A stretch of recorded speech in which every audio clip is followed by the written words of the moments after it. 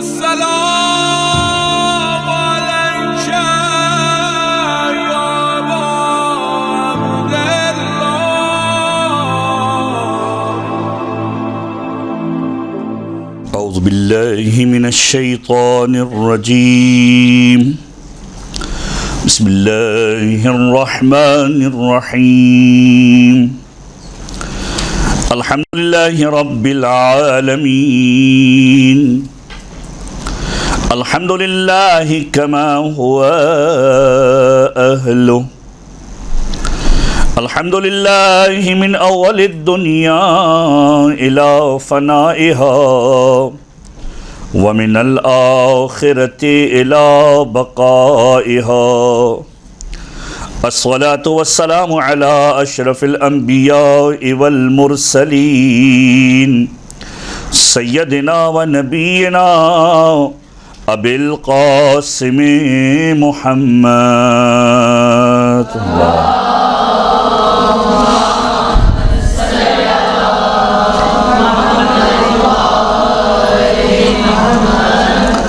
وعلى أهل بيته الطيبين الطاهرين المعصومين المظلومين.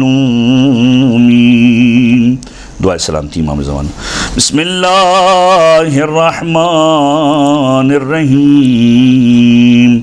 اللہم کن لولیک الحجة ابن الحسن صلواتك عليه وعلى آبائه في هذه الساعة وفي كل ساعة وليا وحافظا وقائدا وناصرا ودليلا وعينا حتى تسكنه أرضك توعا وتمتعه فيها طويلا.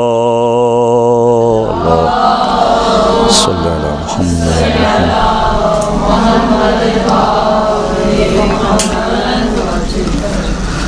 اللهم صل على محمد وآل محمد. اللهم ارزقنا في الدنيا زيارة الحسين وفي الآخرة شفاعة الحسين وحشرنا يوم القيامة تحت لواء الحسين وادخلنا الجنة من باب الحسين وجعلنا من الباكين في عزاء الحسين وجعلنا في كل عام وفي كل شهر وفي كل يوم وفي كل ساعة وفي كل لحظة في زوار الحسين. اللهم صل على محمد وآل محمد. أما بعد فقد قال الله تعالى في القرآن. بسم الله الرحمن الرحيم.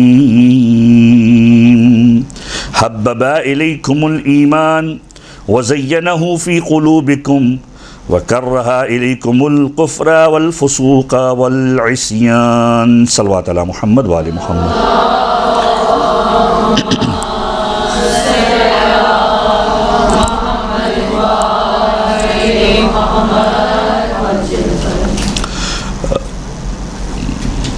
محترم خواہران، گفتگو آج جس موضوع پر کرنی ہے ایک عمومی موضوع ہے، اور بہرحال آپ تمام ذاکرائے ہیں اور بہترین ذکر کرنے والے افراد ہیں.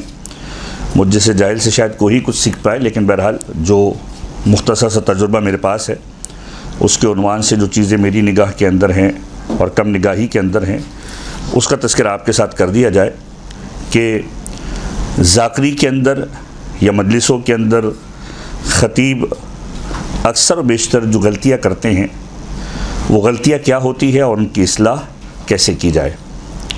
قرآن کریم کی ایک معروف ترین سورے کی ایک آیت کی تلاوت کا شرف حاصل کیا گیا. سورہ مبارکہ حجرات قرآن مجید کا 49 سورہ ہے اور اس کی آیت نمبر 7. پروردگار عالم ارشاد فرما رہا ہے، یہ وہ سورہ ہے کہ جس کے اندر پروردگار عالم نے مختلف تربیتی پہلوؤں کو ڈسکس کیا ہے. چونکہ یہ ہماری تربیتی نشست ہی ہے، لہذا تربیتی عنوان سے ہی اس سورے کی اس آیت کو منتخب کیا گیا. یہ وہ سورہ ہے کہ جس کے اندر پروردگار عالم اس انداز سے مخاطب ہوتا ہے اپنے حبیب کی زبان سے کہ ایمان والو اپنی آواز کو پیغمبر کی آواز کے اوپر بلند نہ کرو. یعنی جو پہلا اصول اخلاقی تربیت کے اعتبار سے، عملی تربیت کے اعتبار سے پیغمبر اکرم کی زبانی پروردگار عالم پہنچانا چاہ رہا ہے، وہ یہ ہے کہ سب سے پہلی چیز ادب و احترام ہے کہ انسان اس شخصیت کے سامنے اپنی زبان کو نہ کھولے یا اس کی آواز پر اپنی آواز کو بلند نہ کرے کہ جس کو خداوند متعال نے مربی کی حیثیت دی ہے، تربیت کرنے والے کی حیثیت دی ہے. اب یہ ایک ایسا اخلاقی پہلو ہے جو ہر مقام پر آپ کے سامنے آتا ہے. اب چاہے مربی، تربیت کرنے والا، پالنے والا، اس میں مختلف کیٹیگریز ہو سکتی ہیں. خود والدین آپ کے مربی ہیں، آپ کو پالنے والے ہیں.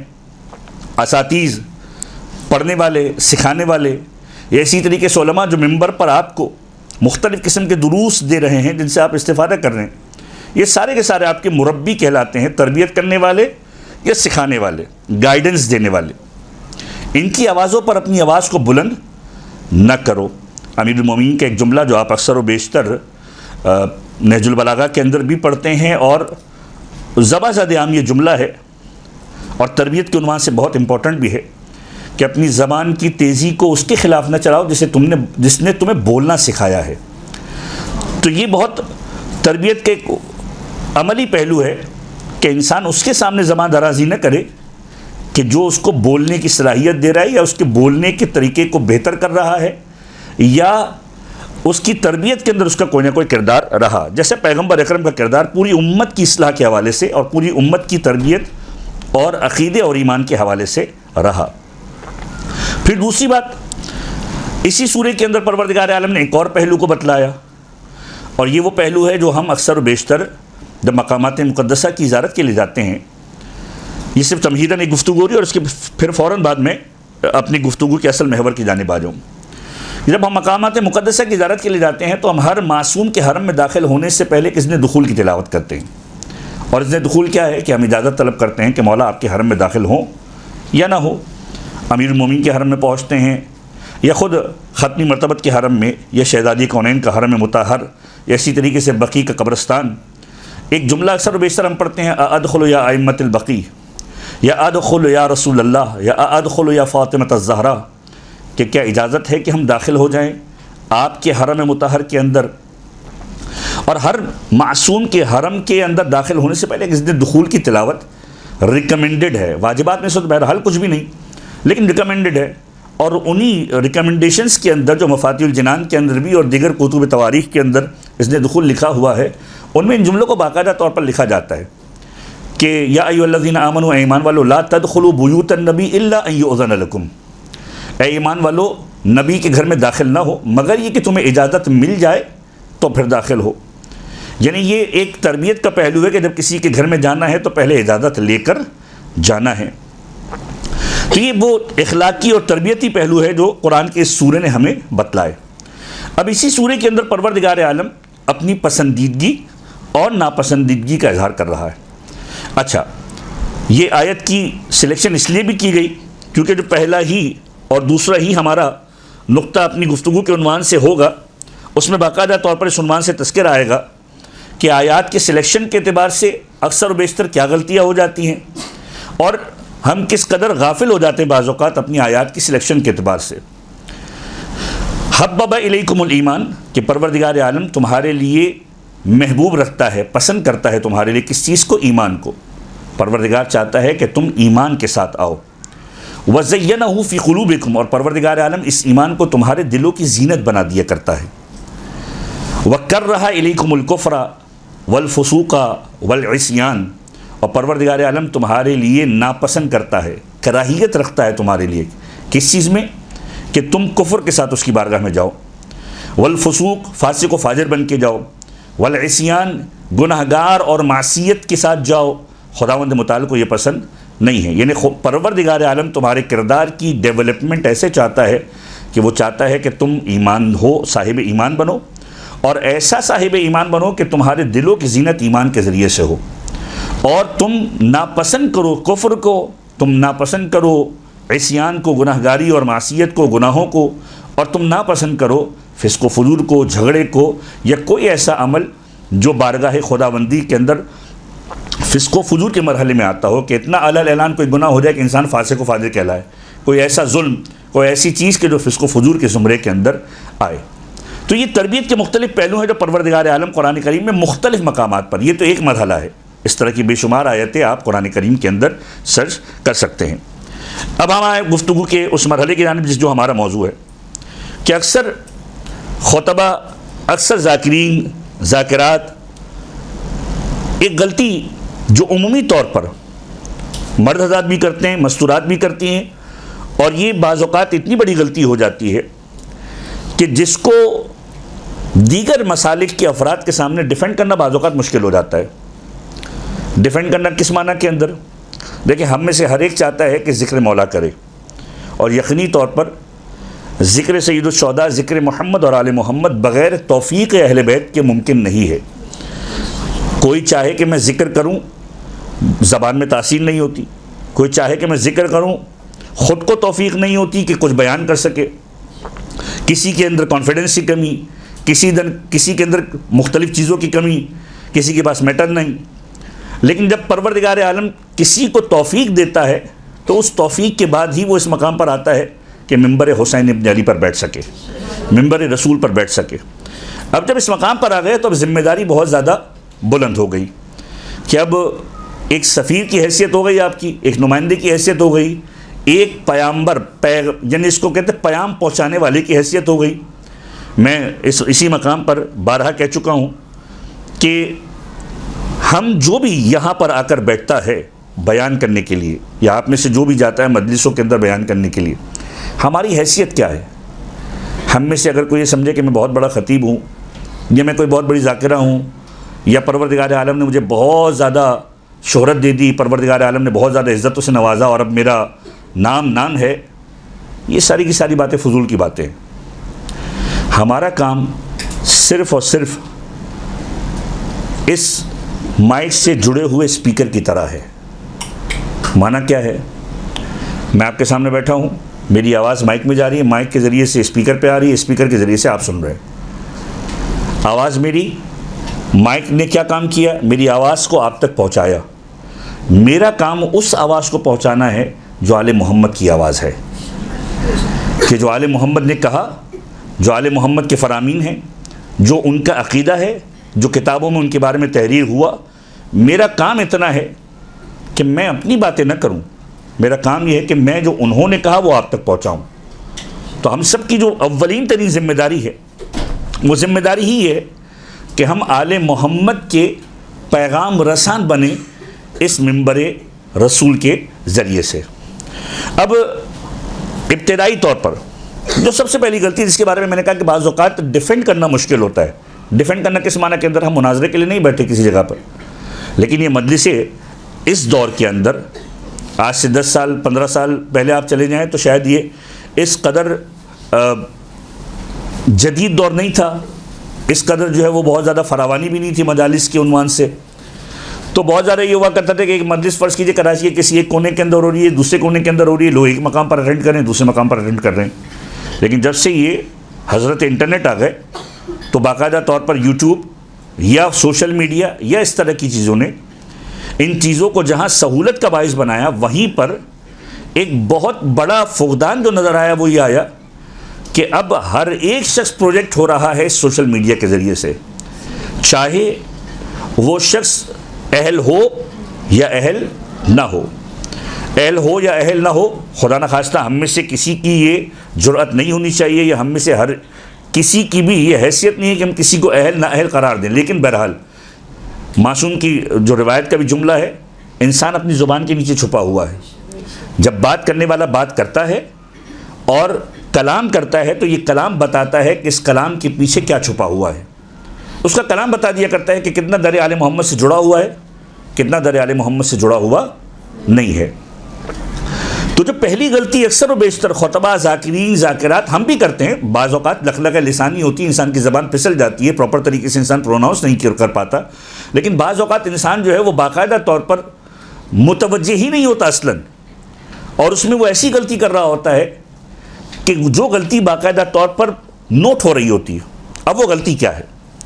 اب وہ غلطی یہ ہے کہ جو خطبہ پڑھا جاتا ہے، پہلی چیز جو ہم سب کی اصلاح کے لیے ضروری ہے، جتنے بھی ذاکرین ذاکرات خطبہ علماء اپنے آپ کو عربی لغت کے ساتھ آشنا کریں، اپنے آپ کو عربی لینگویج کے ساتھ آشنا کریں، کم سے کم ادبیات میں کچھ نہ کچھ ضرور پڑھیں کہ آپ کو پتہ چلے کہ عربی لغت کے اندر ادبیات میں جو ہم پڑھتے ہیں اس میں لفظوں کو کس طرح استعمال کرنا ہے، حروف کی کیا تاثیر ہے کسی لفظ کے اوپر، کسی کلام کے اوپر، صیغے جو یوز ہوتے ہیں ان صیغوں کی گردانوں کے بارے میں معلوم ہو کہ جو ہم پڑھ رہے ہیں اس میں فعل مضارع کیا ہے، فعل ماضی کیا ہے، نہیں کیا ہے، استفہام کیا ہے۔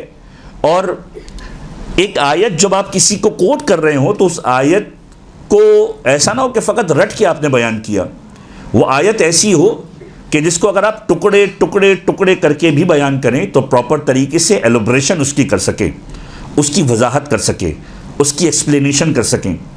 یہ کب ممکن ہوگا؟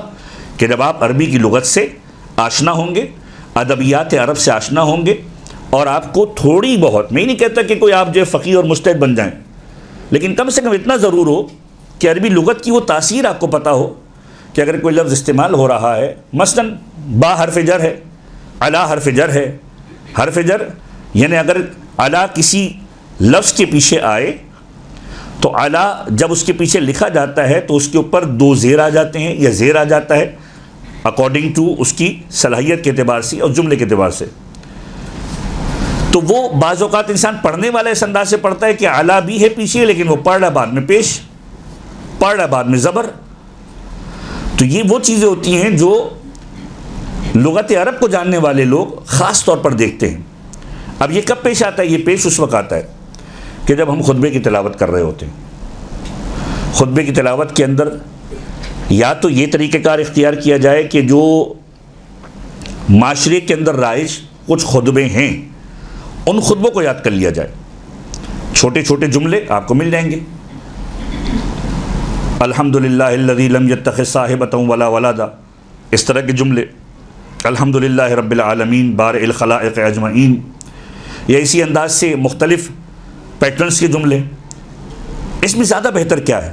دیکھیں ہر ایک کا مزاج اپنا ہے، ہر ایک اپنے اعتبار سے مختلف خطبوں کے جملے استعمال کر سکتا ہے، اور آپ علماء کو دیکھتے ہیں مثلا یہیں پر آنے والے بے شمار علماء مختلف قسم کے خطبوں کے جملوں کو استعمال کرتے ہیں، بعض اوقات فضائل کے کچھ جملے ہوتے ہیں، بعض اوقات دعائیہ کچھ جملے ہوتے ہیں، تو وہ آپ کی پسندیدگی کے اوپر ناپسندیدگی کے اوپر، ناپسندیدگی کا تو بہرحال عنصر ہی نہیں ہے، پسندیدگی کے عنوان سے جو مطلب آپ کو بہتر جملہ لگ رہا ہے، جس پر آپ کو کمانڈ ہے، اس کو سلیکٹ کریں۔ اور اگر فرض کیجئے کوئی ایسی دسترس نہیں آ رہی تو سب سے اچھی چیز کیا ہے؟ سب سے اچھی چیز یہ ہے صحیفہ سجادیہ کو اٹھائیے، صحیفہ سجادیہ کے اندر چوتھے امام کی اتنی دعائیں ہیں، اور ہر دعا کو مولانا نے شروع کیا ہے خدا کی حمد و ثنا سے۔ 2 سے 3 جملے ان حمد و ثنا کے جملوں کے لیجئے۔ خطبہ مشتمل کس پر ہونا چاہیے؟ خطبہ مشتمل ہونا چاہیے خدا کی حمد و ثنا پر، پیغمبر پر درود پر، اور پھر پیغمبر کے بعد درود پر آل محمد پر درود و سلامتی کے ساتھ۔ یہ خطبے کا پورا ایک جیسچر ہے۔ کوئی ایسا جملہ ترتیب دیجئے، کوئی ایسا جملہ باقاعدہ طور پر نوٹ کیجئے، اس کو لکھیے، اس کو پڑھیے، اس کی نوک پلک دیکھیے کہ آیا عربی لغت کے اعتبار سے زیر زبر پیش اس کے درست ہیں یا نہیں ہیں۔ اگر یہ چیز بہتر ہو گئی تو آپ پہلے مرحلے کے اندر اپنے آپ کو کم سے کم اس انداز سے بہتر کر پائے کہ جب آپ پڑھ رہے ہوں گے تو سننے والا یہ ضرور محسوس کرے گا کہ عربی لغت کو جاننے والا ہے، غلطی نہیں کر رہا۔ تو یہ امپورٹنٹ ترین چیز ہے ہم سب کے لیے کہ خطبے کے اندر عربی کی غلطی کم سے کم نہ ہو۔ دور حاضر کے اندر الحمدللہ اکثر و بیشتر جو پڑھنے والے ہیں بہتر خطبے ہیں، لیکن کچھ بڑے صاحبان منبر بھی ایسے ہیں کہ عربی کی غلطیاں اتنی ہیں کہ بعض اوقات ایسا محسوس ہوتا ہے کہ اردو میں ہی اگر خطبہ پڑھ لیتے تو بہتر تھا۔ تو یہ چیزیں ہم سب کی نالج میں ہونی چاہیے کہ یہ جب آپ آ رہے ہیں تو میں نے جیسے جملہ کہا کہ آپ ایک نمائندہ بن کر آ رہے ہیں۔ آل محمد وہ ہیں کہ جن کی تعریف کے اندر قرآن کریم نازل ہوا ہے، آل محمد وہ ہیں کہ جو در حقیقت ان علوم کو سکھلانے والے ہیں، اور ان کا ماننے والا ہی اس سے غافل ہو تو یقینی طور پر یہ ایک عیب کی صورت بن جاتی ہے کہ ان کا نمائندہ بن کر بھی آیا، منبر پر بیٹھا بھی، اور ممبر پر آنے کے بعد بھی اتنی بڑی بڑی غلطیاں کی. تو پہلی غلطی جس سے بعض اوقات ہم سب گزرتے ہیں، اور بعض اوقات ایسا ہوتا ہے کہ ٹھیک ہے گریجول پروسیس ہے، کبھی کبھار ایک آدھ دو جملے کی غلطی ہوتی ہے، بعض میں انسان بہتر کر لیا کرتا ہے، لیکن بعض اوقات انسان اصرار کر رہا ہوتا ہے اور بغیر کسی توجہ کے اصرار کر رہا ہوتا ہے. اگر کوئی حوضے سے منسلک نہ بندہ ہو تو ٹھیک ہے، پھر بھی ہم لیوریج دے دیں کہ غلطی کے امکان ہے کہ اس نے جو باقاعدہ طور پر اس کی کوشش نہیں کی. لیکن حوضے سے منسلک افراد بھی بعض اوقات غلطی کر رہے ہوتے ہیں، اور صریح غلطی کر رہے ہوتے ہیں، فاحش غلطی کر رہے ہوتے ہیں. تو یہ غلطی تو وہ ہے کہ جو حوضے سے منسلک ہو یا نہ ہو، غلطی ہونی نہیں چاہیے، کیونکہ خطبہ ایسا ہے کہ خطبے کے اندر باقاعدہ طور پر آپ ترجمانی کر رہے ہوتے ہیں کہ آپ خدا کی حمد و ثنا کر رہے ہیں، آپ آل محمد پر درود بھیج رہے ہیں اور پیغمبر کی ذات کو مخاطب کر رہے ہیں. تو پہلی چیز کہ عربی لغت کے اعتبار سے کوشش کریں کہ تھوڑی سی کمانڈنگ پوزیشن آپ کے پاس آئے، عربی کے اندر کم سے کم غلطی نہ ہونے پائے. دوسری چیز، جو سرنامہ کلام کی آیت آپ پڑھ رہے ہیں، اس کا بھی تعلق عربی سے ہی ہے، اس کے اندر بھی غلطی نہ ہو. بعض اوقات آیتوں کو اس انداز سے پڑھا جاتا ہے کہ ایسا لگتا ہے کہ آپ اردو کے جملوں کو پڑھ رہے ہیں.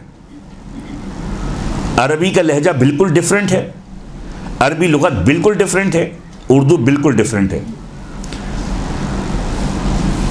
اب اگر کوئی انسان جو ہے وہ آیات قرآنی کو اس انداز سے پڑھے کہ آپ کو ایسا لگے کہ ہندی میں بول رہا ہے یا اردو میں بول رہا ہے، تو بول تو وہ رہا ہے لیکن در حقیقت ویسے نہیں بول رہا جیسے اس کو بولنا چاہیے تھا.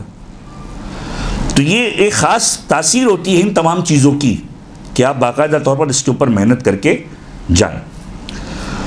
دوسری چیز، اب یہ پریکاشنز ہیں کہ جو ذکر کے اعتبار سے ہم سب کو کرنے چاہیے.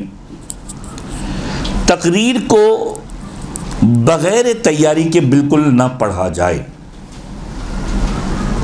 آپ کو موضوع دیا گیا، موضوع پہ باقاعدہ طور پر تیاری کریں. تیاری کرنے کے لیے بے شمار چیزیں آپ کو مل سکتی ہیں. اس وقت جو انٹرنیٹ کے جہاں پر بے شمار نقصانات ہیں، وہیں پر فوائد بھی ہیں. ایک کلک کے اوپر، ایک جملے کے اوپر آپ کو باقاعدہ طور پر پوری کی پوری روایتیں مل جاتی ہیں. اردو کے اندر بھی مل جائے گی، عربی کے اندر بھی مل جائے گی، فارسی کے اندر بھی مل جائے گی، حتیٰ کہ انگریزی کے اندر بھی مل جائے گی.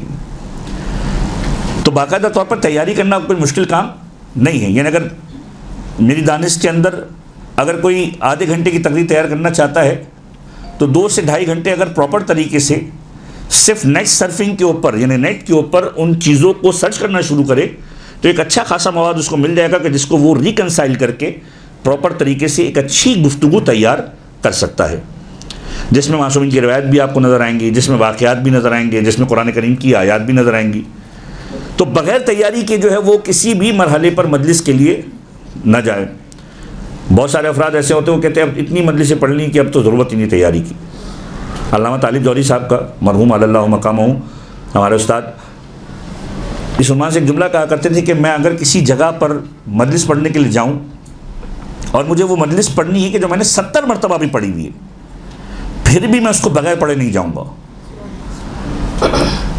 ذمہ داری ہے خطیب کی کہ جب وہ مجلس پڑھنے کے لیے جائے تو تیاری کر کے جائے، اس میٹر کو دیکھ کر جائے، آیات قرآنی کو دیکھ کر جائے، احادیث معصومین کو دیکھ کر جائے، اور پھر پراپر طریقے سے جا کر اس کو لوگوں کے سامنے پیش کریں.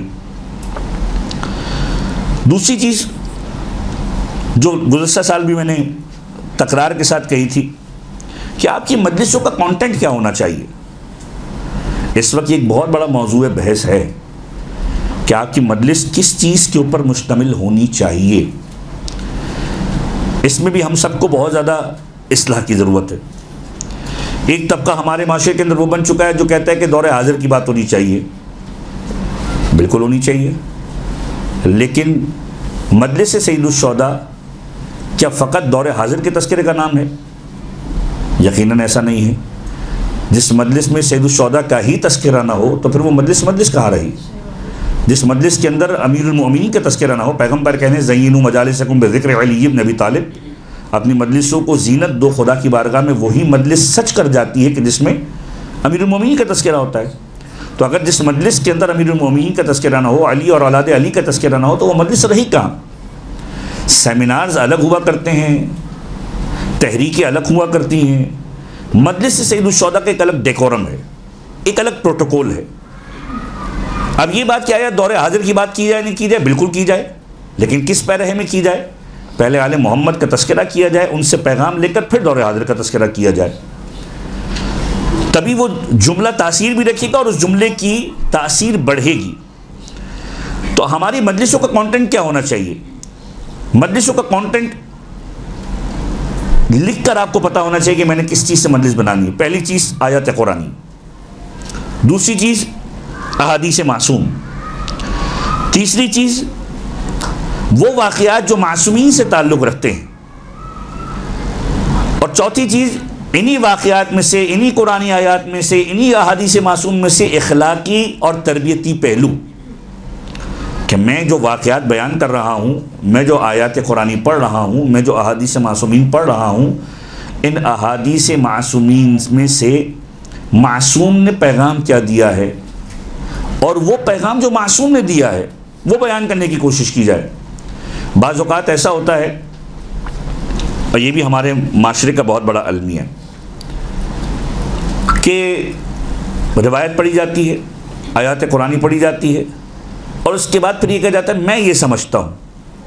اس میں کی اوقات ہی کوئی نہیں ہے، اس میں کی کوئی اوقات نہیں ہے۔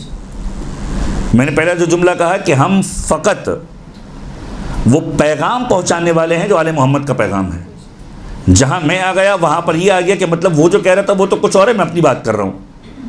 یہ ممبر اپنی بات کرنے کا مقام نہیں ہے، یہ ممبر آل محمد کی بات کرنے کا مقام ہے۔ تو جب مجلسوں کو ترتیب دیا جائے تو پہلی چیز آیات قرآنی، آپ کی کوئی بھی مجلس آیات قرآنی سے خالی نہیں ہونی چاہیے، کم سے کم 5 6 7 8 9 10 آیتیں ہونی چاہیے، نہ ہو تو کم سے کم 2 3 4 آیتیں ہونی چاہیے، کہ جس کی آپ باقاعدہ طور پر تیاری کریں، اس کے ترجمے کو یاد کریں، اس کی عربی کو باقاعدہ طور پر حفظ کرنے کی کوشش کریں۔ اب حال یہ ہو چکا ہے، فقدان اتنا ہو چکا ہے کہ پوری کی پوری 1 گھنٹے کی مجلس ہوتی، ایک آیت قرآنی نہیں ہوتی، احادیث معصوم نہیں ہوتی۔ احادیث معصوم کے اعتبار سے بھی اس بات کو ذہن میں رکھنا چاہیے جو پہلے نقطے کی طرف میں اشارہ کر رہا تھا، قرآن کریم کی آیت ہو، حدیث معصوم ہو، کوشش کریں عربی لغت کے اندر یاد کریں، کہ آپ بتلائیں کہ ہمارا تعلق اس مکتب سے ہے کہ جس مکتب کے اندر خزانہ ہے احادیث کا۔ اردو کتابوں کے اندر ویسی ترجمانی حدیثوں کی نہیں ہو سکتی کہ جیسی ترجمانی عربی لغت کے اندر ہے۔ مثلا ایک جملہ جو ہم اکثر و بیشتر پڑھتے ہیں، بلکہ ہم سب کا زباں زد عام ہے، ہر روز آپ 5 مرتبہ سنتے ہیں، اللہ اکبر۔ اللہ اکبر کا ترجمہ کیا ہے؟ اگر کوئی شیئر کر سکے، اللہ اکبر کا ترجمہ کیا ہے؟ اللہ سب سے بڑا ہے۔ اب اس کے مختلف ترجمے کیے جاتے ہیں، اللہ بہت بڑا ہے، اللہ سب سے بڑا ہے۔ کچھ علماء اس کو اس انداز سے ترجمہ کرتے ہیں، کہتے ہیں یہ اللہ اکبر کی توصیف کرنا ممکن ہی نہیں ہے۔ اللہ اکبر کا صحیح معنی میں ویسا ترجمہ جو اللہ اکبر کے پورے معنی کو احاطہ کر کے بیٹھا ہوا ہو، وہ ممکن ہی نہیں ہے کہ اللہ اس بات سے بھی بڑھ کر ہے کہ اس کی توصیف کی جائے۔ ایک یہ پہلو بھی ہے۔ تو عربی لغت کی جو لطافتیں ہیں، وہ عربی لغت کی لطافتیں ہر ایک اس انداز سے پروجیکٹ نہیں کر سکتا اردو زبان کے اندر۔ تو جب تک آپ عربی لغت سے واقف نہیں ہوں گے، آپ ان چیزوں کو تحلیل نہیں کر سکیں گے، ان چیزوں کو سمجھا نہیں سکیں گے۔ بعض اوقات عربی لغت سے آشنائی آپ کو مختلف معانی کے اعتبار سے لے کر جاتی ہے۔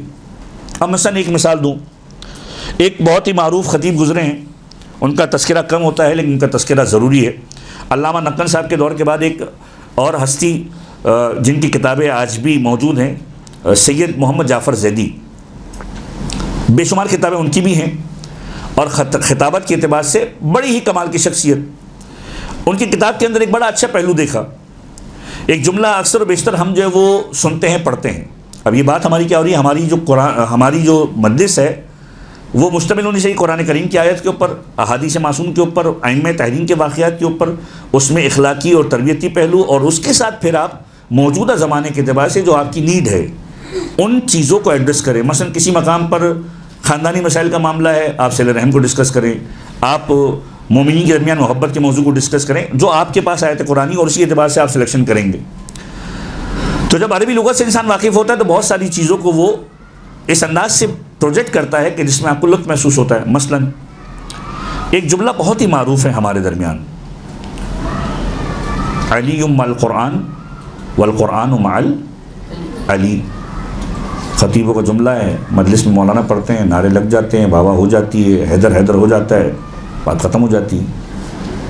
لیکن اس جملے کے اندر بھی کیا خزانہ چھپا ہوا ہے؟ اب یہاں پر سمجھنے کی بات کیا ہے؟ اب میں اس کو اگر اس طرح سمجھاؤں کہ میں نے کہا میں فلاں شخص کے ساتھ آیا، مثلا زید حارث کے ساتھ آیا، میں نے کہا زید حارث کے ساتھ آیا اور حارث زید کے ساتھ آیا، تو کہنے والا یہ کہہ سکتا ہے کہ بھائی آپ پہلے بتا چکے تھے کہ زید حارث کے ساتھ آیا ہے، یہ تو ہمیں معلوم ہے کہ زید حارث کے ساتھ آیا ہے، اب یہ بتانے کی ضرورت ہی نہیں کہ حارث زید کے ساتھ آیا، دونوں ایک ساتھ ہی آئے تھے. آپ نے پہلا جملہ کہہ دیا کہ زید حارث کے ساتھ ہے، تو اب آپ کو یہ کہنے کی ضرورت نہیں کہ حارث زید کے ساتھ ہے. اب جب پیغمبر نے جملہ کہہ دیا کہ علی مع القرآن، علی قرآن کے ساتھ ہے، تو پھر پیغمبر کو اس جملے کو کہنے کی ضرورت ہی نہیں تھی کہ والقرآن مع علی، کیونکہ جب کلام کرنے والا کلام کرتا ہے، پروردگار عالم عبث کلام نہیں کرتا، وہ حبیب خدا وحی پروردگار کے نطق کے اوپر کلام کر رہا ہوتا ہے. تو جب پیغمبر نے جملہ کہا ہے تو اس کے پیچھے کوئی نہ کوئی چیز چھپی ہوگی. اب لوگ کہیں علی قرآن کے ساتھ ہے، قرآن علی کے ساتھ ہے، بات تو ایک ہی ہے کہ دونوں ایک ساتھ ہیں. یعنی یہاں پر ایک پہلو دوسرا چھپا ہوا ہے.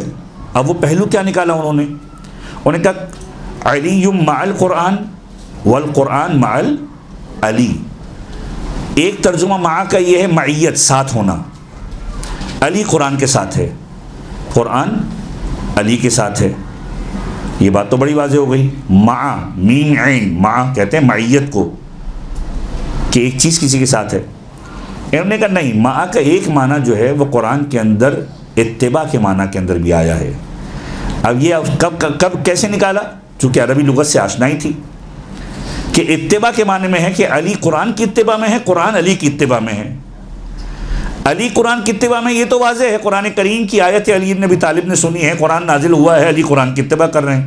لیکن قرآن علی کی اتباع کہاں پر کر رہا ہے؟ قرآن علی کی پیروی کہاں پر کر رہا ہے؟ قرآن علی کی پیروی کب کر رہا ہے؟ علی زکوٰۃ میں انگوٹھی دے رہے ہیں، قرآن کی آیتیں نازل ہو رہی ہیں. علی بستر رسول پر سو رہے ہیں، قرآن کی آیتیں نازل ہو رہی ہیں. علی مسکین کو اور فقیر کو روٹی دے رہے ہیں، قرآن کریم کی آیتیں نازل ہو رہی ہیں. تو جب عربی لغت سے آپ کی آشنائی ہوگی تو بے شمار ایسے مطالب آپ نکال کے لوگوں کو دے سکتے ہیں کہ جو واقعاً لطیف نکات ہیں. اور خود معصوم کا جملہ بھی ہے کہ یہ قرآن 4 چیزوں کے اوپر مشتمل ہے. العبارہ، عبارت کے اوپر ہے، فقط تحریر بھی پڑھ سکتے ہیں اس کی. لطائف، لطیف نقطوں کے اوپر ہے. کنایوں کے اوپر ہے، اشاروں کے اوپر ہے. کچھ چیزیں خاص لوگوں کے لیے ہیں، کچھ اولیاء کے لیے ہیں، اور کچھ پروردگار عالم کے خاص بندوں کے لیے ہیں جو اس سے خاص نقطے نکالا کرتے ہیں. تو یہ امپورٹنٹ ترین چیز ہمارے لیے ہے کہ ہم اس جانب متوجہ ہوں کہ پہلی چیز ہمارے خطبوں کے اندر عربی ہماری پراپر ہونی چاہیے، کیونکہ ہم جب لوگوں کے سامنے جا رہے ہیں تو یہ ہم بتلا رہے ہیں کہ ہم آل محمد کے نمائندے بن کر آ رہے ہیں، ان کے پیغام کو پہنچانے والے. تو عربی کی غلطی کی گنجائش نہیں ہونی چاہیے. پریکٹس کریں، عادت ڈالیں، چیزوں کو پڑھیں. اگر پریشانی ہوتی ہے خطبہ لکھ کر لے کر چلے جائیں، 1 بار 2 بار 3 بار 4 بار 5 بار 10 بار پڑھیں گے، 10 بار عادت ہو جائے گی انشاءاللہ، پھر عربی کی غلطی انشاءاللہ نہیں ہوگی. تقریر کو بغیر تیاری کے بالکل نہیں کرنا ہے. تیاری کیسے کرنی ہے؟ مسودہ کیا ہے جس کے ذریعے سے آپ تقریر بنائیں گے؟ وہ تقریر کا مسودہ ہے کہ آپ جو ہے باقاعدہ طور پر تیاری اس انداز سے کریں گے کہ قرآن کریم کی آیتیں ہوں، احادیث معصوم ہوں، اور عربی کے اندر باقاعدہ طور پر آپ اس کو پڑھیں. ٹھیک ہے، اگر فرض کیجئے کسی کے لیے عربی یاد کرنا مشکل کام ہے پھر ترجمے کو پیش کرے، لیکن کم سے کم اس کی عربی ضرور دیکھے کہ اگر کوئی لطیف نقطہ اس میں نکال سکتا ہے بندہ تو اس لطیف نقطے کو بیان کیا جا سکے. قرآن کی آیتوں کو، احادیث معصوم کو اور واقعات کو جو ہے کہتے شامل کرے. اچھا، آپ یہ کہہ سکتے ہیں کہ مولانا یہاں پر آ کر تو آپ بڑی بڑی باتیں کر کے چلے گئے، قرآن کریم کی آیتیں بھی ڈال دو، حدیث معصوم بھی ڈال دو، یہ بھی ڈال دو، وہ بھی ڈال دو، کوئی ہانڈی ہو گئی کہ آپ نے ڈالا، مس کیا، مجلس بن گئی. کیسے ابتدا کی جائے؟ پہلے چھوٹی چھوٹی آیتوں سے آپ شروع کریں. چھوٹی چھوٹی آیتیں کم تو نہیں. سورہ مبارک ہے کوثر، انا اعطیناک الکوثر، اے حبیب ہم نے تم کو کوثر عطا کی. اب دینے والا پروردگار، لینے والا حبیب خدا، اور پروردگار ایک تحفے کے طور پر پروجیکٹ کر رہا ہے کوثر کو. اور یہاں پر جو لطیف بات ہے وہ کیا ہے؟ لطیف بات یہ ہے کہ دینے والا کائنات کا مالک ہے، جس کو دیا جا رہا ہے اس کی محبت میں کائنات کو پیدا کیا ہے. تو جب انسان کسی کو تحفہ دیا کرتا ہے تو دو طرح کے لوگ ہوتے ہیں، یا تو دینے والا برتر ہوتا ہے یا لینے والا برتر ہوتا ہے. تو خیال رکھا جاتا ہے اگر دینے والا برتر ہو تو وہ اپنی بہترین چیز دیا کرتا ہے جس کو دے رہا ہے، اور اگر لینے والا برتر ہو اور دینے والا کمتر ہو تو وہ کوشش کرتا ہے کہ جس کو دے رہا ہے اس کی شایان شان چیز دی جائے.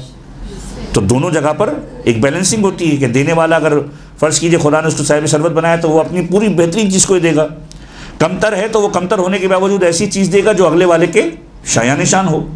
اب لیکن یہاں پر معاملہ یہ ہے کہ جو دے رہا ہے وہ خالق کی کائنات ہے، جس کو دے رہا ہے اس کی محبت میں دنیا بنائی.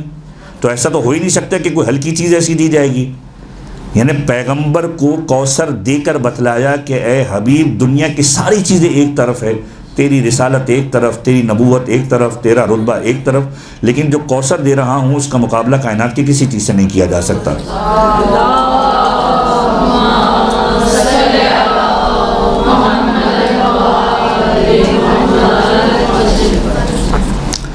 تو یہ صرف بات نہیں ہے کہ میں کہوں کہ آپ آیت قرآن استعمال کریں اور آپ پریشان ہو رہے ہیں کہ اب تو یہ بڑی پریشانی کی بات. چھوٹی چھوٹی آیتوں سے شروع کریں، اور قرآن کی چھوٹی آیتیں بہت ساری ہیں جس سے آپ مختلف مفاہیم کو لے کر آ سکتے ہیں.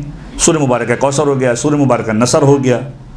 اسی طریقے سے توحید کی اگر بات کرنی ہے، سورہ مبارکہ اخلاص، سورہ مبارکہ توحید، سورہ مبارکہ الحمد. یہ تو زبازاد عام ہے، روزانہ آپ 5 وقت نماز کے اندر بلکہ 10 مرتبہ پڑھ رہے ہیں، 2 رکعت ہر نماز کے اندر آپ سورہ مبارکہ حمد پڑھ رہے ہیں. سورہ مبارکہ حمد کے اندر کتنی چیزیں چھپی ہوئی یہ آپ کے تصورات سے باہر ہیں. صراط الذین انعمت علیہم غیر المغضوب علیہم ولا الضالین. صراط الذین انعمت علیہم، وہ راستہ کہ جو پروردگار عالم کے ان لوگوں کا راستہ ہے کہ جن پر نعمتوں کو نازل کیا گیا. اب یہ خود نعمت کا موضوع بہت وسیع موضوع ہے. ان تعدوا نعمت اللہ لا تحصوها، سورہ مبارکہ نحل. اگر تم نعمت پروردگار کو گننا بھی چاہو تو شمار نہیں کر سکتے. یا اسی طریقے سے نعمت کی اور باتیں قرآن کریم کے اندر آپ سرچ کر سکتے ہیں. ایک سافٹ ویئر میں نے لاسٹ ٹائم بھی بتایا تھا، شیخ محسن علی نصفی صاحب کا ایک سافٹ ویئر ہے بلاغ القرآن یا تفسیر الکوثر. اینڈرائڈ کے اندر بھی موجود ہے، ایپل کے اندر بھی موجود ہے. ایک جملہ آپ لکھیں، ایک لفظ لکھیں کسی بھی آیت کا، آپ کے سامنے پوری کی پوری آیت آ جائے گی، اس کا ترجمہ آ جائے گا، اس کا کوئی حاشیہ ہوگا تو وہ آ جائے گا، اس کی تفسیر ہوگی تو وہ آ جائے گی. تو آپ کے لیے بہت زیادہ ایزی ہو جائے گا ان ساری چیزوں تک ایکسس کرنا. یہ کسی بھی آیت کو، کسی چھوٹے فارمیٹ کو، کسی چھوٹی چیز کو تلاش کرنا بہت ہی آسان ہو جائے گا. تو اس مقام پر ہم پہنچے کہ ہماری جو تقریر بننی چاہیے وہ آیات قرآنی کے اوپر ہونی چاہیے. آیات قرآنی کے ساتھ ساتھ احادیث معصومین کے ساتھ معصومین کے واقعات. دیکھیں اب یہ بھی ایک بہت بڑا مسئلہ چلا آ رہا ہے کہ پوری کی پوری مجلس ہوگی، معصوم کا واقعہ نہیں ہوگا. میں نے خواب دیکھا، انہوں نے خواب دیکھا، فلاں مولانا نے خواب دیکھا، انہوں نے یہ مکاشفہ کیا. دیکھیے ساری کی ساری چیزیں اپنی جگہ پر ہیں. ہر ایک محترم ہے، ہر عالم محترم ہے، ہر مرجع محترم ہے، ہر عالم باعمل عرفانیت کے اعتبار سے محترم ہے. لیکن میں کس کی بات کروں؟ میں یہاں پر آل محمد کی بات کرنے کے لیے بیٹھا ہوں. تو جب تک میرے پاس اس موضوع کے اوپر آل محمد کا کوئی واقعہ نہ ہو میں کسی اور واقعے کی طرف نہ جاؤں. یعنی یہ ظلم ہوگا کہ میں کوئی ایک موضوع کو سلیکٹ کروں اور اس پوری گفتگو کے اندر آل محمد کے واقعات کے اعتبار سے کوئی ایک واقعہ پیش نہ کر سکوں. ایسا ممکن نہیں ہے کہ آل محمد نے کسی موضوع کے اوپر ایڈریس نہ کیا ہو موضوع کو، ممکن ہی نہیں ہے. کسی نہ کسی عنوان سے آل محمد کے واقعات ملیں گے. اب یہ میری کم علمی ہے کہ میں نہیں لے کر آ پا رہا تو میں اپنے مطالعے کو وسیع کروں.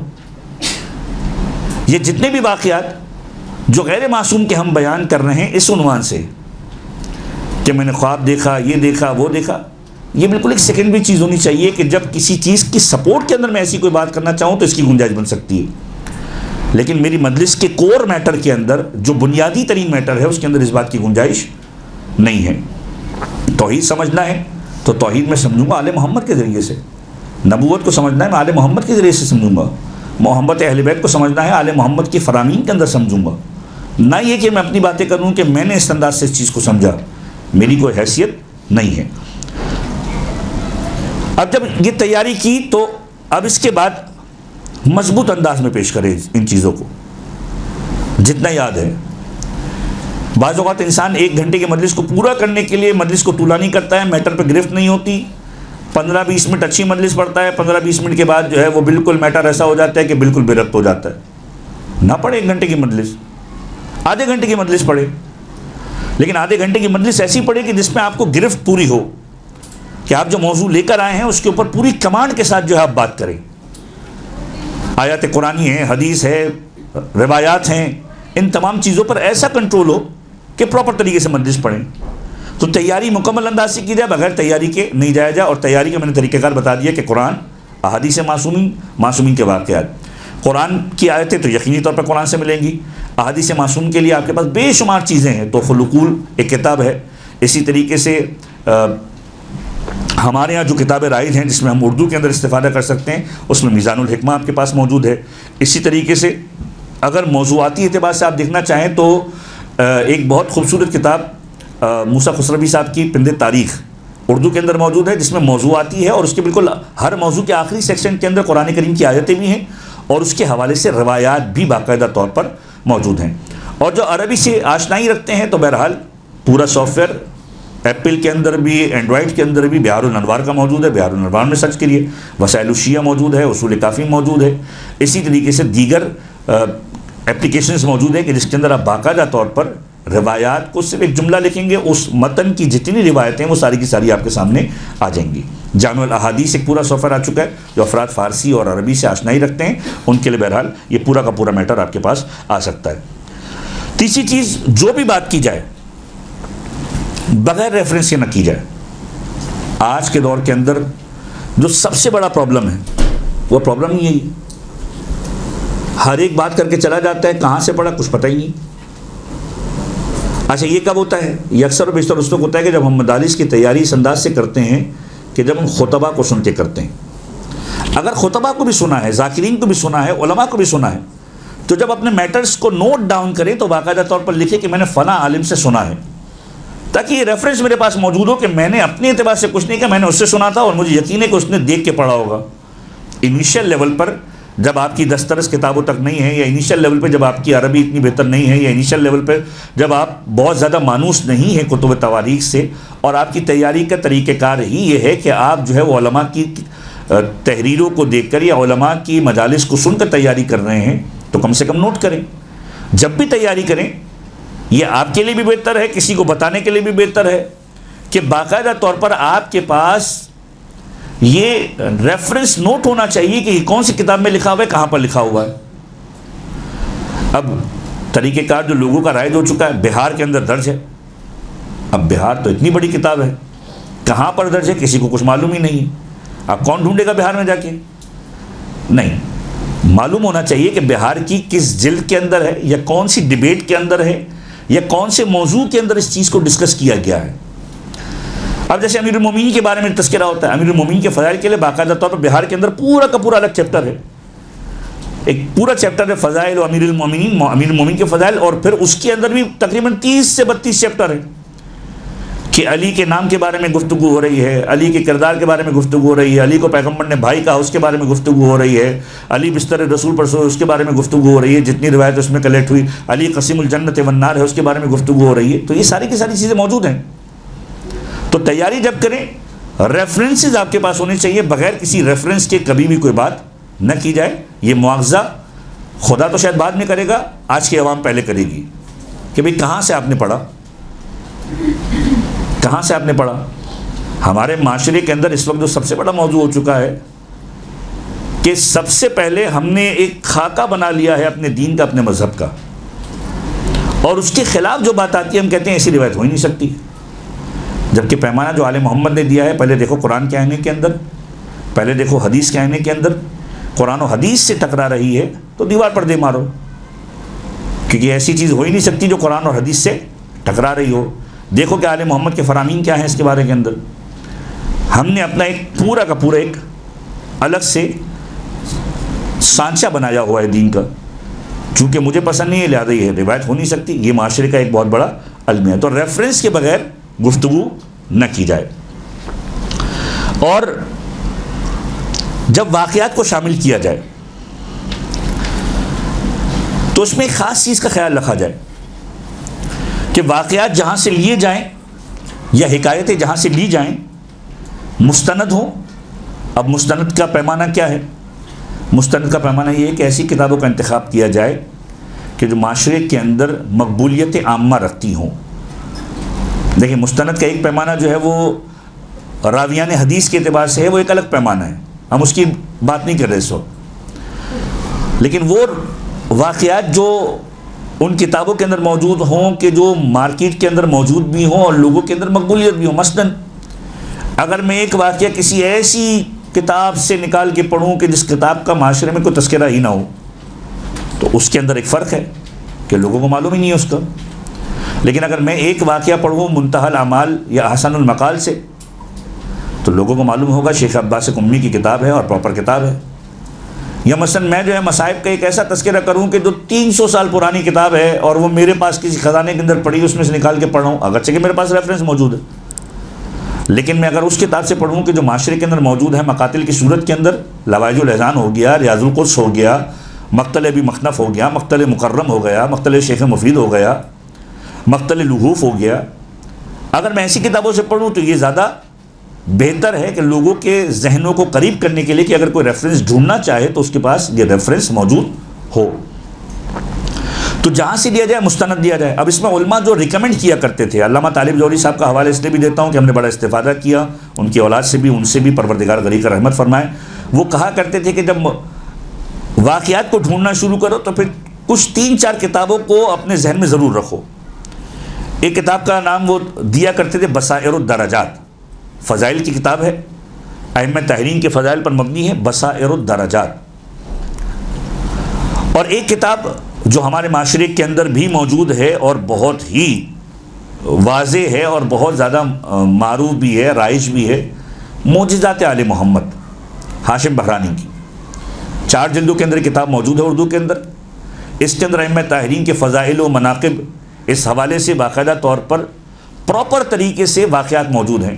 یعنی وہ واقعات جو آل محمد کی اتھارٹیز کو بتاتے ہیں، وہ واقعات جو آل محمد کی زندگی کے اندر گزرے، وہ واقعات جو اخلاقی پہلو رکھتے ہیں، وہ واقعات جو عقیدتی پہلو رکھتے ہیں، وہ واقعات کہ جس کے اندر آل محمد کے بارے میں پتہ چلتا ہے کہ زندگی کیسے گزاری سے لے کر آخر تک ہر موضوع پہ ڈسکشن ہے.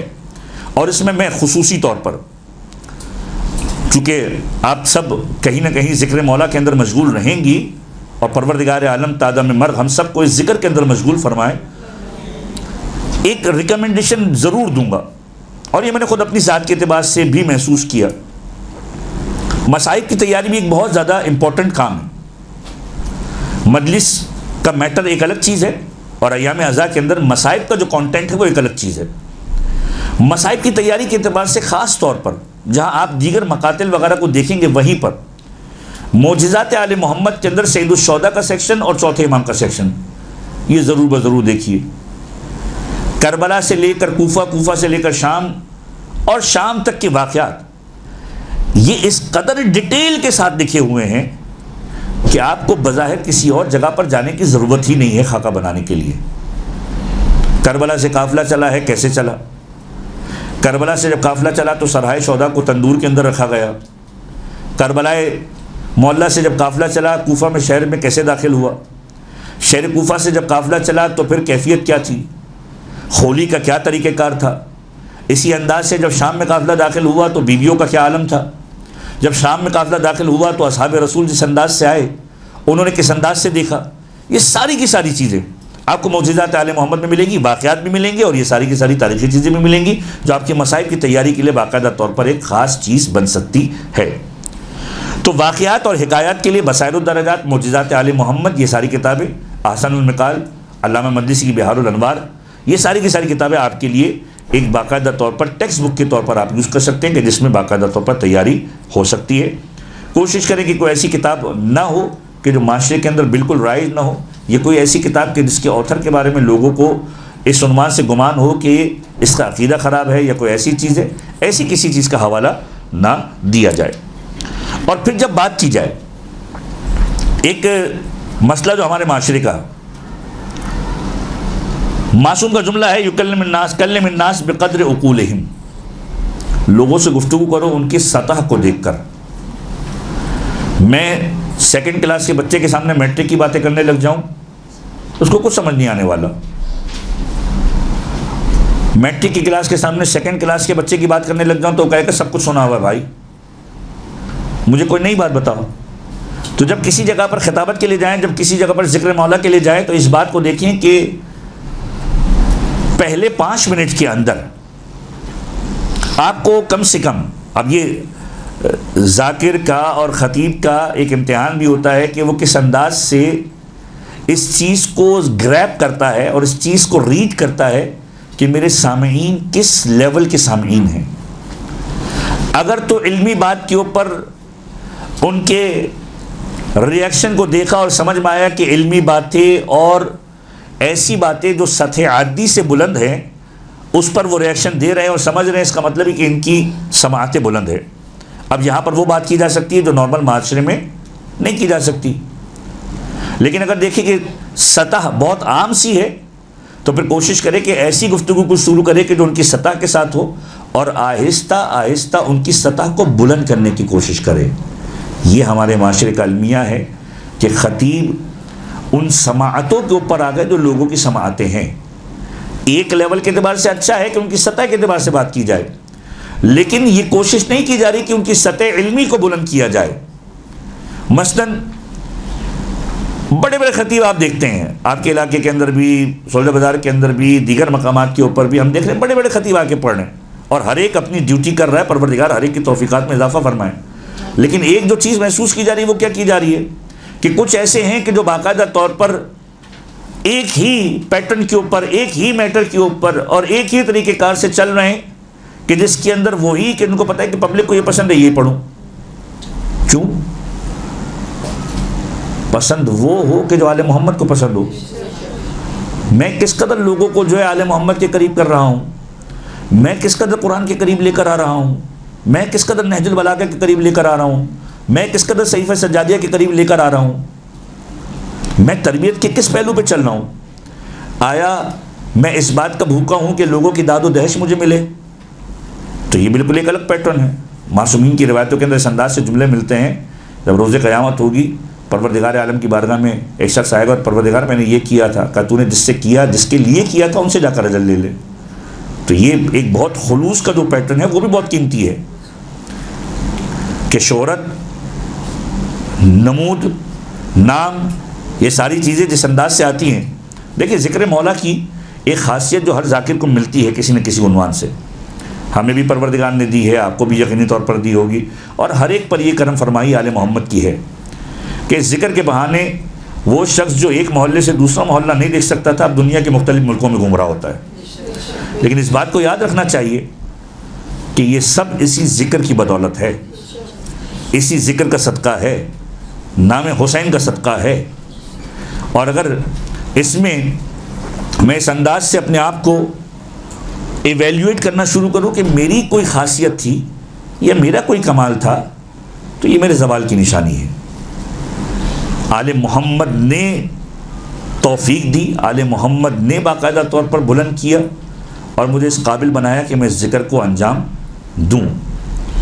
اگر میرا مطمئن نظر یہ ہے کہ ذکر وہ کروں جس سے آل محمد خوش ہوں اور خلوص کے ساتھ کروں, اطمینان رکھیے آل محمد وہ ہیں جو اپنے ذکر کو کرنے والے کو کبھی بھی فراموش نہیں کرتے, اور خلوص کے ساتھ جو ذکر کرے اس کے نام کو اتنا بلند کرتے ہیں, اتنا بلند کرتے ہیں کہ انسان کی سوچ سے باہر ہوا کرتا ہے.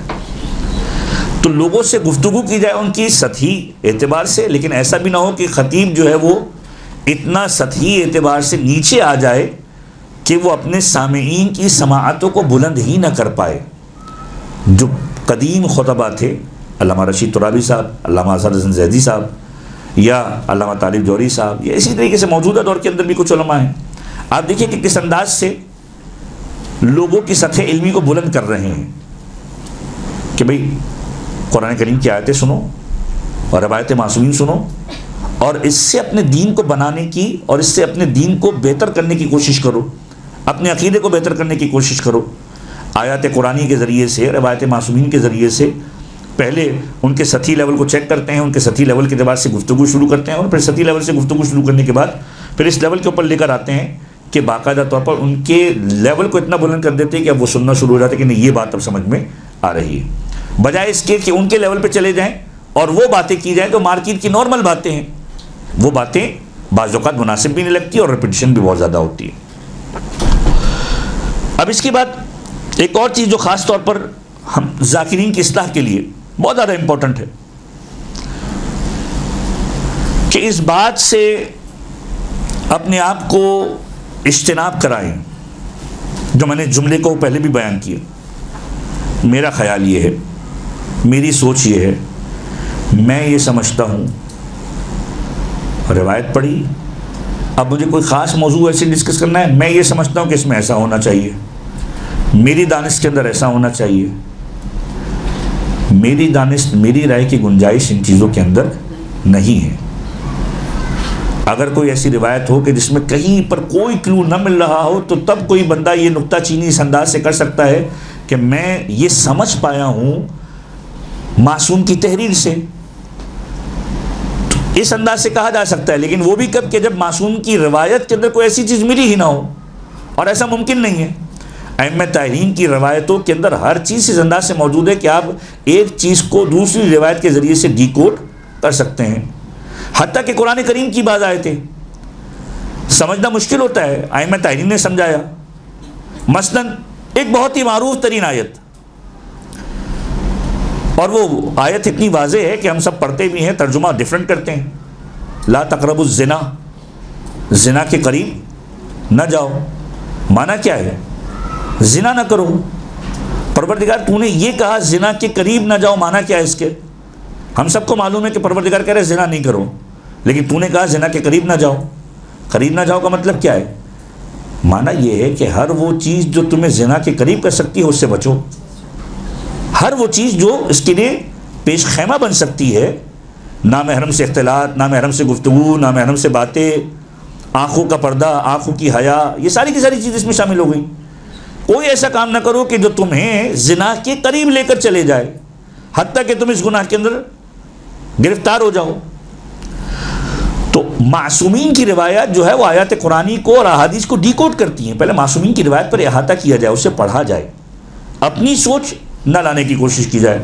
اور آپ موجودہ سینیریو کے اندر اس محرم الحرام کے اندر عاشور کے بعد ان چیزوں کو دیکھ رہے ہیں کہ کس طریقے سے مختلف موضوعات کو ڈیبیٹ بنا کر اس انداز سے پیش کیا جا رہا ہے کہ جس کے اندر اب میری رائے بہت آ گئی کہ میں سمجھتا ہوں کہ اس کا مطلب یہ نہیں ہے، اس کا معنی بہت زیادہ عمومی ہے. اب آپ نے ایک دروازہ کھول دیا، اب اس دروازے کو کوئی بند نہیں کر پائے گا. آپ نے کہا میں یہ سمجھتا ہوں، دوسرا کہے گا میں یہ سمجھتا ہوں، تیسرا کہے گا میں یہ سمجھتا ہوں. اب ایک ایسی ڈیبیٹ شروع ہو گئی کہ جس ڈیبیٹ کا آپ سے لینا دینا کوئی بھی نہیں تھا، حتیٰ کہ وہ چیز پوری کی پوری متنازع بنانے کی کوشش کر دی گئی جو ہماری عبادتوں کے اندر ایک اہم تاثیر رکھتی ہے، جس کے اندر باقاعدہ طور پر جملے معصومین کے ہم باقاعدہ طور پر ائمہ طاہرین کے فرامین سے اپنے لیے پیغام لے رہے ہوتے ہیں. اگر میں اپنی تحقیق کو اور اپنی باتوں کو درمیان میں لے کر آ جاؤں گا تو پھر یقینی طور پر معصوم کی بات پیچھے رہ جائے گی. تو معصوم کی بات کو مجھے بیان کرنا ہے، اپنی بات کو بیان نہیں کرنا. میری بات صرف اس حد تک ہونی چاہیے کہ معصوم کے بیان کو سمجھا سکوں، یعنی وہ جملہ یا وہ استعارہ یا وہ پیٹرن یا وہ طریقہ کار یا وہ وضاحت کہ جو معصوم کے جملے کو لوگوں تک پہنچانے اور لوگوں کے اذہان تک منتقل کرنے کا باعث بنے. بس اس کے علاوہ میرا کوئی کام نہیں ہونا چاہیے. ایک اور اہم ترین بات کہ جو ذاکرین کے اندر اصلاح کا باعث اس انداز سے بن سکتی ہے کہ دیکھیں ہر ایک کا اپنا اپنا پیٹرن ہوتا ہے گفتگو کرنے کا، ہر ایک اپنے مزاج کے اعتبار سے اپنی تیاری کرتا ہے، قرآن کریم کی آیات سے مختلف قسم سے استنباط کرتا ہے، احادیث قرآن کو، احادیث معصومین کو لے کر آتا ہے اور پھر تیاری کر کے اپنی گفتگو کرتا ہے. لیکن بعض پڑھنے والے اس انداز سے بھی قائل ہو چکے ہیں کہ آیات قرآنی پڑھیں گے، روایت معصوم پڑھیں گے، لیکن فضائل کے عادی نہیں ہوں گے. کیا کرنا فضائل کا؟ یقین جانیے کہ آپ کی کوئی بھی گفتگو اگر فضائل سے خالی ہے، اس کا مطلب یہ ہے کہ آپ اس حرارت کو لوگوں سے دور کر رہے ہیں جو حرارت لوگوں کے دلوں میں آنی چاہیے. اگر فضائل ہی آپ کی گفتگو میں نہیں ہیں تو پھر آپ در حقیقت خیانت کر رہے ہیں اس ممبر کے ساتھ کہ جس ممبر پر فضائل ہی بیان ہونی چاہیے. یعنی کتنا ہی سخت ترین دور کیوں نہ ہو. اب مختلف تعویلات ہو سکتی ہیں, آپ معاشرہ دیکھیں, زمانہ دیکھیں, یہ دیکھیں, وہ دیکھیں. چوتھے امام سے بڑھ کر کیا کوئی سخت ماحول ہوگا؟ دربار شام کے اندر چوتھے امام کا خطبہ اٹھا کر دیکھیے کہ چوتھے امام نے کس انداز سے امیر المومنین کے فضائل کو بیان کیا ہے. یعنی یہ وہ مرحلہ ہے کہ جہاں پر کوئی انسان کہہ سکتا ہے کہ یہاں پر جو شکوے ہونے چاہیے تھے, یہاں پر تو مولا کچھ اور بات کرتے, لیکن مولا نے یہاں پر بات کیا کی ہے؟ مولا نے بات کی ہے امیر المومنین کے فضائل کی. تو یہ خاص ایک پیٹرن ضرور ہونا چاہیے تیاری کے اندر کہ فضائل آل محمد کے بغیر آپ کی کوئی بھی مجلس نہیں ہونی چاہیے. اب وہ فضائل اخلاق کے اعتبار سے ہو, کمال کے اعتبار سے ہو, قدرت کے اعتبار سے ہو, اتھارٹیز کے اعتبار سے ہو, ولایت کے اعتبار سے ہو, محبت کے اعتبار سے ہو, وہ آپ کی ثوابدید کے اوپر ہے کہ آپ کس پیٹرن کے اوپر اپنی گفتگو کرنے کے اس موضوع کے ساتھ کس طریقے سے مرتبط کرتے ہیں اپنے میٹر کو. لیکن فضائل سے کوئی بھی گفتگو خالی نہیں ہونی چاہیے. یعنی اگر آپ نے فضائل نہیں پڑھے تو گویا آپ نے آل محمد کے ساتھ ناانصافی کرنے کی کوشش کی. فضائل بھی پڑھے جائیں, اخلاقی پہلو بھی پڑھے جائیں, امر بالمعروف کی بات بھی کی جائے. اب ایک جملہ یہاں پر بہت امپورٹنٹ ہے اور میں سمجھتا ہوں قیمتی ہے ہمارے لیے, کہ ہم اکثر و بیشتر چیزوں کو آلٹرنیٹو پوزیشن کے اوپر لے کر جا رہے ہیں.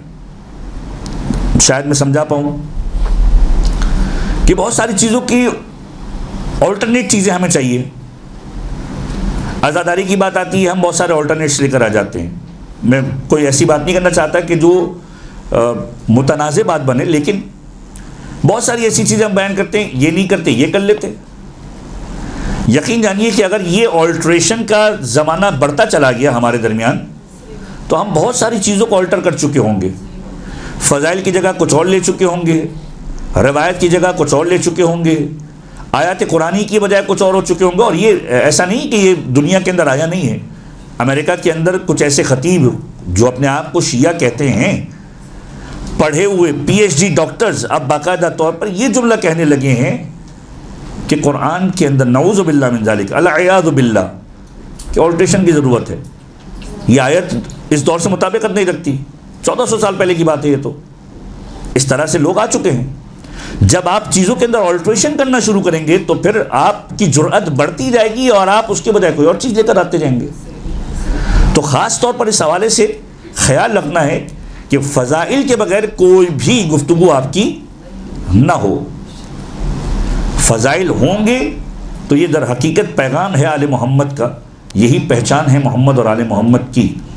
ورنہ پھر اگر فضائل ختم ہو گئے تو پھر آلٹریشن کے اندر یہی آئے گا کہ سب برابر ہیں اور سب کے سب ایک جیسے ہیں, ہم بھی ایک جیسے, وہ بھی ایک جیسے.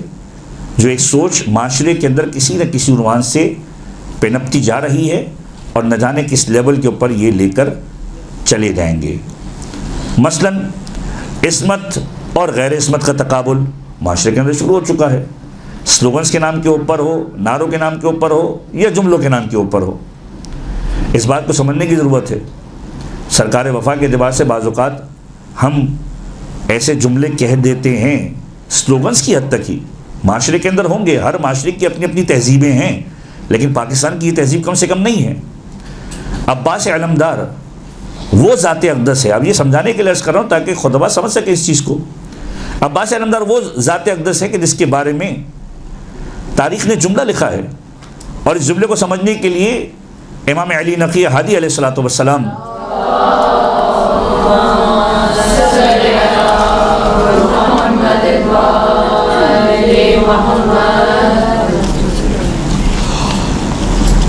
امام ہادی کے پاس ایک شخص آتا ہے, اور روایت کا جملہ یہ ہے کہ امام کے پاس جب آیا, امام کو دیکھا امام گفتگو کر رہے ہیں اور مختلف لینگویجز کے اندر گفتگو کر رہے ہیں. امام کو جب گفتگو کرتے ہوئے دیکھا تو ایک مرتبہ مولا سے کہا کہ مولا آپ اتنی ساری زبانوں میں گفتگو کر لیتے ہیں. بحال النوار کا یہ واقعہ ہے.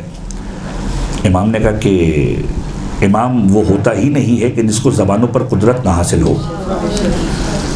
اب یہ اس مولا کو دیکھنے کے بعد اس کیفیت میں ہے کہ خوشی کا عالم بھی ہے, امیزڈ ہوا ہے, حیرت کے اندر مبتلا ہے. امام نے کہا تم دیکھنا چاہتے ہو؟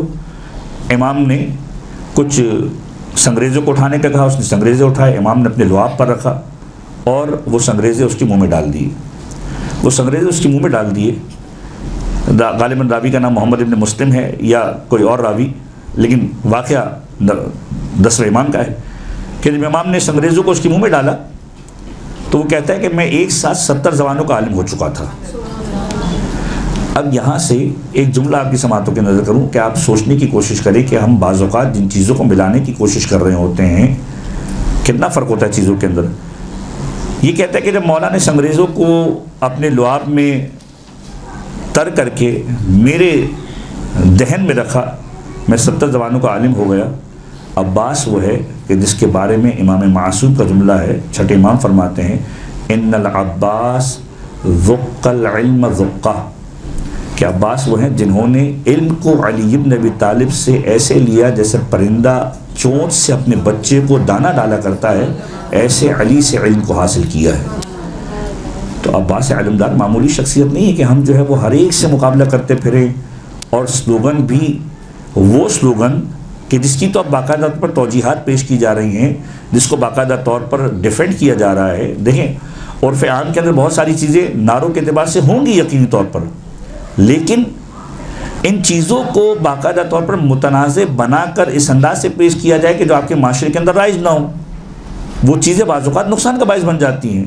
جب آپ کو معلوم چل رہا ہو کہ ایک چیز جو ہے وہ لوگوں کے درمیان تفرقے کا باعث بنے گی تو اس چیز کو بہت زیادہ رائج کرنے کی ضرورت نہیں ہے. بجائے اس کے کہ کسی اور کے کلچر کو لا کر ہم اپنے کلچر پر مسلط کرنے کی کوشش کریں، اس سے بہتر یہ کہ ہم اپنے کلچر کی حفاظت کریں. میں یہ کہوں کہ عربی زبان بہت اچھی ہے، یقینی طور پر بہت اچھی ہے. قرآن عربی زبان کے اندر نازل ہوا ہے، حقیقت ہے کہ قرآن عربی زبان کے اندر نازل ہوا ہے، لیکن کیا عربی زبان کو سیکھنے کے لیے میں اپنی زبان کو فراموش کر دوں، اردو بولنا چھوڑ دوں؟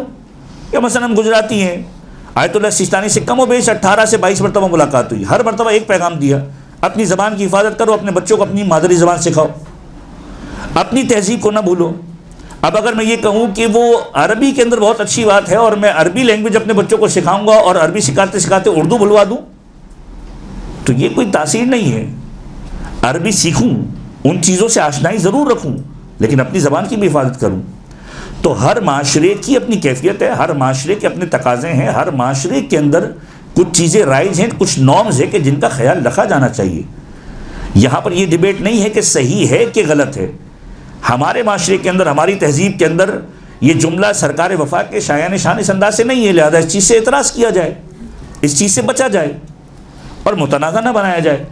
تو بہت ساری چیزیں ایسی ہیں کہ جو فضائل کے نام پر آلٹرنیٹو کے طور پر لائی جا رہی ہیں.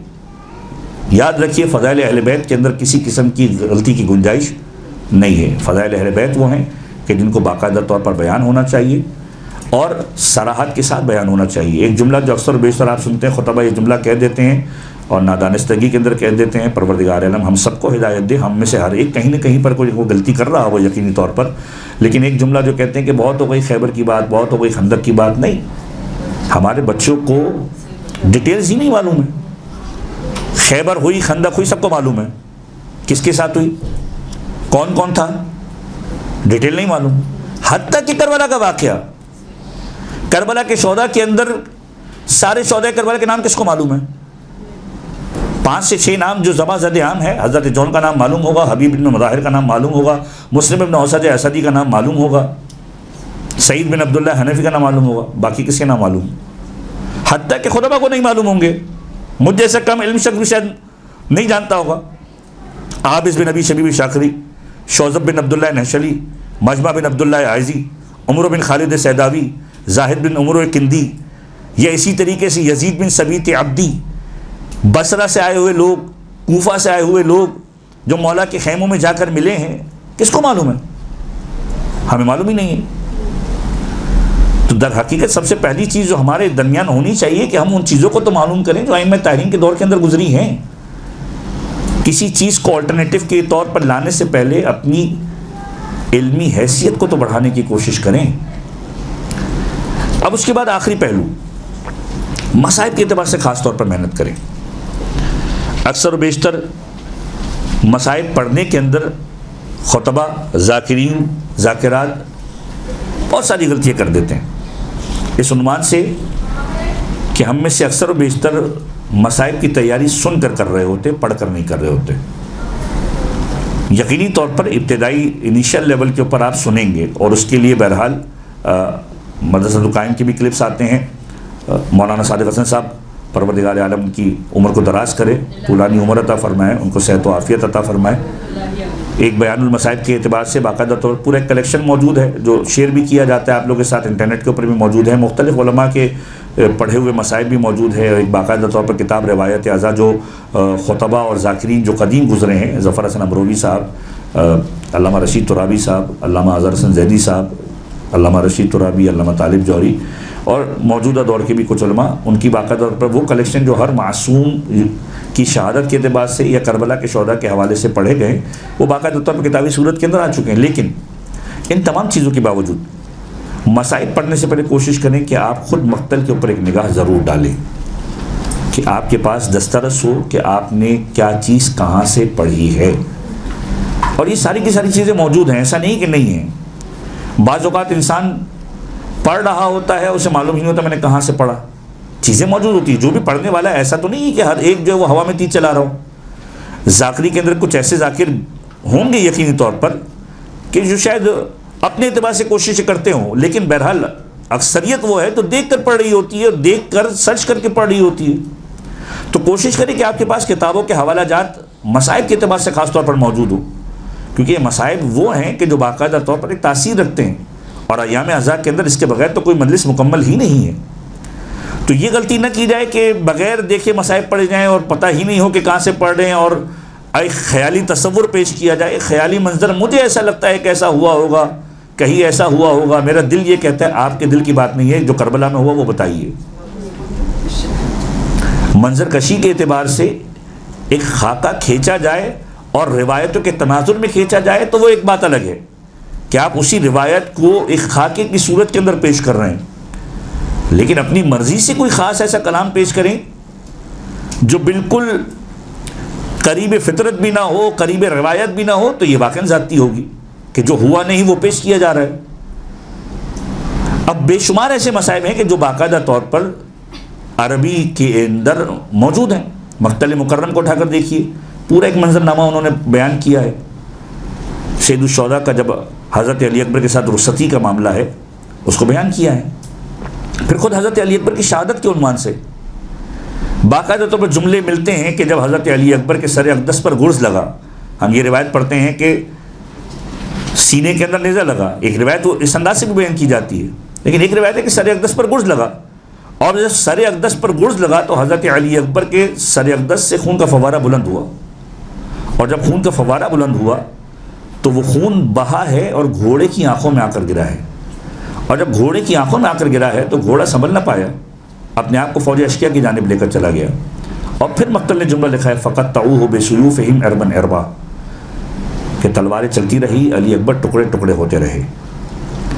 تو یہ وہ چیزیں ہیں کہ جو ہماری نالج کے اندر ہونی چاہیے۔ یہ خود حضرت علی اصغر کے اعتبار سے 6 مہینے کا بچہ باپ کے ہاتھوں میں منقلب ہوا ہے، اس انداز سے منقلب ہوا ہے کہ تاریخ نے جملہ لکھا ہے کہ وہ تیر چلا ہے کہ جو 100 شعبہ تیر ہے، جس کا کل وزن، اب یہ خود ایک بڑی محنت ہے مصائب تیار کرنے والوں کی کہ عرب میں کس طرح کے تیر استعمال کیے جاتے تھے۔ کچھ تیر ایسے ہیں جو زہر آلود تیر تھے، کچھ ایسے تھے جو ہرن کو گرانے کے لیے استعمال ہوتے ہیں۔ علی اصغر کے اوپر جو تیر چلا وہ تیر ایسا تھا کہ جس کے بارے میں عرب کے لوگوں نے قسم کھائی تھی کہ ہم کسی انسان پر نہ چلائیں گے، اتنا بھاری تھا کہ تاریخ نے جملہ لکھا ہے، لکھنے والوں نے، تحریر لکھنے والوں نے جملہ لکھا ہے کہ یہ جب چلانے والا چلاتا تھا تو ایک قدم زمین پر رکھتا تھا، گھٹنے کو زمین پر رکھ کر باقاعدہ طور پر سہارا لے کر اس کو چلایا کرتا تھا۔ وہ تیر کے جس کا کل وزن علی اصغر کے وزن سے زیادہ تھا۔ تو یہ مصائب کے اعتبار سے تاریخی کتب کے اندر چیزیں موجود ہیں۔ سید الشہداء کا علی اصغر کو لے کر واپس جانا، اور پھر ریاض القدس کے اندر باقاعدہ طور پر حضرت شہزادہ علی اصغر کی شہادت کے بعد کے جو مناظر ہیں یہ بھی تاریخ نے لکھے ہوئے ہیں کہ مولا کس انداز سے حضرت علی اصغر کو دفنا کر بیٹھے روتے رہے، اور اس کے بعد جو ہے وہ مولا نے باقاعدہ طور پر قبر کی مٹی کو برابر کیا ہے، اور جنازے کو اس انداز سے چھپانے کی کوشش کی ہے کہ کوئی دیکھے نہیں کہ علی اصغر کو کہاں پر دفن کیا ہے. اور پھر 11 محرم کا واقعہ تاریخ نے لکھا ہے, صاحب ریاض القدس نے باقاعدہ طور پر اس پوری روایت کو لکھا ہے. تو یہ وہ مصائب کے پہلو ہیں کہ جس کو ہم فراموش نہیں کر سکتے. تو مصائب کے لیے خاص تیاری کی ضرورت ہے. کوشش کریں کہ اس وقت تک مصائب کو اس انداز سے بیان نہ کیا جائے کہ جب تک آپ خود روایت کے اندر ان چیزوں کو نہ دیکھ لیں. اب جب آپ کتابوں کو ٹٹولنا شروع کریں گے, جو میں نے حوالہ بھی دیا, اور اسی حوالے سے بس ایک روایت کا مختصر سا تذکرہ کر دوں اور ہماری گفتگو مکمل ہو جائے, کہ یہ وہ ایام ہے کہ جب آل محمد کا قافلہ جو ہے وہ شہر کوفہ پہنچ چکا تھا, اور اب شہر کوفہ سے شام کی طرف عازم سفر تھا. اور جب شام کی طرف جا رہا تھا تو بے شمار واقعات ہیں جو تاریخ نے لکھے ہیں. لیکن جب شام میں قافلہ داخل ہوا, اب یہ وہ روایت ہے جو میں نے خود دیکھی ہوئی ہے, اور جس کتاب کا میں نے حوالہ دیا معجزات آل محمد, اس کے اندر یہ روایت موجود ہے اور 2-3 مختلف انداز سے موجود ہے. جب یہ قافلہ داخل ہوا, روایتیں کہتی ہیں کہ پہلی سفر کا دن تھا, اور شام میں اسیران آل محمد کا یہ قافلہ داخل ہوا. راوی کہتا ہے کہ یہ وہ دن تھا کہ شام والے خوشیاں منا رہے تھے, گھروں میں شادیانے بج رہے تھے, لوگ رقص و سرور کی محفلیں جما کر بیٹھے ہوئے تھے, ہر گھر میں خوشیاں منائی جا رہی تھی. اور کہتا ہے کہ راوی کا نام ہے سہل ابن سعد, پیغمبر کا صحابی ہے. یہ کہتا ہے کہ جب میں شہر دمشق میں داخل ہوا تو میں نے دیکھا ہر گلی سجی ہوئی ہے, ہر گلی میں خوشی منائی جا رہی ہے. میں نے سوال کیا کہ کیا ہوا؟ کہ حاکم وقت کو باغیوں پر فتح ملی ہے. میں نے کہا پتہ نہیں کون ہے کہ جن کو فتح ملی ہے. کب میں گلیوں کو عبور کرتا ہوا دربار کے قریب پہنچا. کہ جب دربار کے قریب پہنچا تو میں نے دیکھا یہاں کا سما تو اور مختلف ہے, اور یہاں کا سما یہ ہے کہ ہر گھر میں خوشی منائی جا رہی ہے, لوگ گھروں کی چھتوں پہ چڑھے ہوئے ہیں. کہ یکا یک ایک مرتبہ آواز بلند ہوئی کہ باغیوں کا گروہ آ گیا. جیسے ہی آواز بلند ہوئی, یہ کہنے لگا کہ میں سوچنے لگا کہ یہ کون ہے کہ جن کو گرفتار کر کے لایا جا رہا ہے. کہ جب میں نے مڑ کے دیکھا تو میں نے دیکھا کہ ایک قافلہ ہے جس قافلے کی کیفیت یہ ہے کہ اس قافلے کے اندر بیویاں ہی بیویاں ہیں, اور ایک مرد موجود ہے جس نے سیاہ عمامہ پہنا ہوا ہے. لیکن اس قافلے کے آگے کچھ نو کے سنا پر سر بلند ہوئے ہیں. اب یہ کہتا ہے میں نے دیکھا کہ جیسے ہی یہ قافلہ داخل ہوا, ایک بوڑھی سی عورت تھی جو اپنے گھر کی چھت پہ کھڑی ہوئی تھی. اس نے پتھر اٹھایا اور پتھر اٹھا کر اس سر کی جانب پھینکا. سر پہ پتھر کا لگنا تھا کہ ایک بیوی نے زور سے آواز بلند کی, ہے میرے حسین. میں سمجھ گیا کہ جس سر پر آ کر یہ پتھر لگا ہے یہ کسی حسین نامی شخص کا ہے. میں متوجہ نہیں تھا کہ یہ حسین کون ہے, پیغمبر کا نواسا ہے. کہنے لگا میں نے دیکھا کہ اب لوگ اپنے گھروں کی چھتوں کے اوپر چڑھ گئے, اور جب اپنے گھروں کی چھتوں پر چڑھے ہیں تو ایک عجیب کام کیا ہے. جس کے ہاتھ میں جو تھا وہ پھینکنا شروع کیا. کسی نے انگارے پھینکنا شروع کیے, کسی نے کھولتا ہوا پانی پھینکنا شروع کیا, کسی نے پتھر پھینکنا شروع کیے.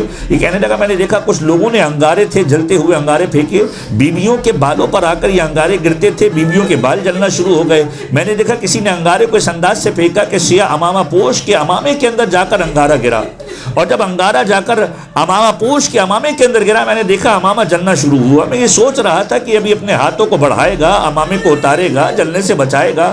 یہ کہنے لگا میں نے دیکھا کہ اس نے کچھ نہ کیا. میں اس کے قریب گیا, اور جب میں قریب گیا کہ اس کے امامے کو اتاروں تو میں نے دیکھا یہ کیوں کر امامہ نہیں اتار رہا تھا. اس کے ہاتھ تو پسے گردن بندھے ہوئے تھے. امامہ اتارتا تو کیسے اتارتا؟ کہ میں نے اس کے امامے سے انگاروں کو نکالا ہے اور امامے کو ایک مرتبہ صاف کیا ہے, ایک مرتبہ اس کو سلام کیا, السلام علیک ایھا الاسیر, ہے اسیر تجھ پر سلام ہو.